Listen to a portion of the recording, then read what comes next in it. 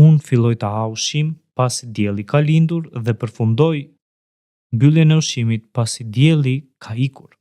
Një teknik e lashtë dhe e vjetër që Novao ose fisi Novao e përdorte është dhe agjërimi.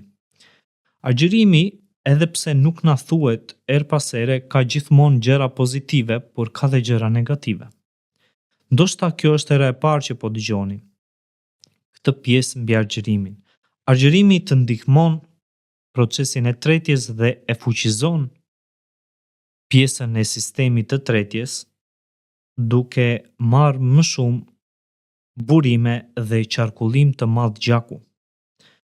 Dhe nëpërmjet këtij sistemi atje na çlirohet ajo që tham glukoza, ku pastaj nëpërmjet mureve të zorëve glukoza përthithet dhe shkon në trup. Pjesa e mbetur që mbetet nga ky proces kalon në mërci si një rezervë e madhe për të pasur rezerva në momentet që nuk do të kemi ushqim për të ngrënë me vete. Zakonisht mërcia këtë e ruan dhe e mban nëse ne nuk ham për tetor, ajo